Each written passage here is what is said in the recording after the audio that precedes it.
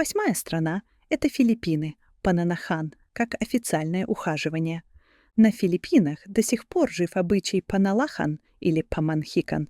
Это церемония, когда семья жениха приходит в дом невесты, чтобы попросить ее руки.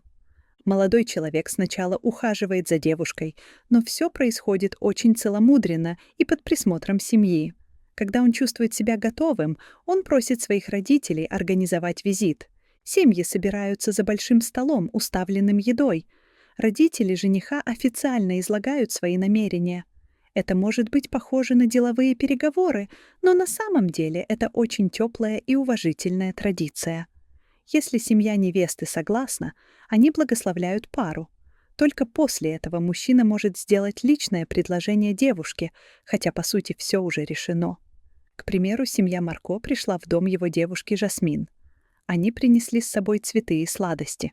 За обедом отец Марко встал и сказал: «Мы пришли сюда с миром в сердце и большим уважением к вашей семье. Наш сын Марко любит вашу дочь Жасмин и хочет сделать ее счастливой. Мы просим у вас разрешения на их брак».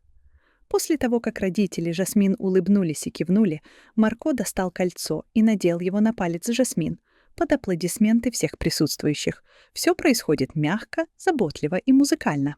9-я страна — это Италия, страсть, жесты из замки любви.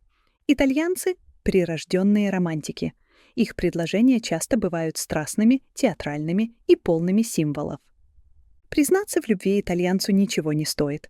Он будет говорить «ти амо» при каждом удобном случае. Но настоящее предложение — это нечто большее. Это может быть грандиозный жест, например, серенада под балконом, флешмоб на центральной площади или романтический ужин на берегу моря.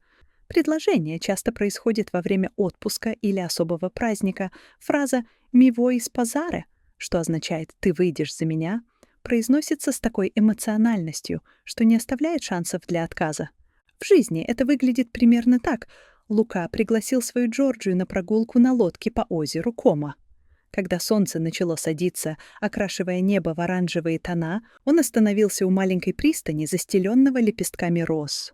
Там стоял накрытый стол со свечами. Лука встал на одно колено, достал кольцо и, жестикулируя другой рукой, сказал: «Моя дорогая Джорджия, мое солнце, без тебя моя жизнь, как небо без звезд. Стань моей женой». Это все происходит эмоционально, артистично и очень галантно.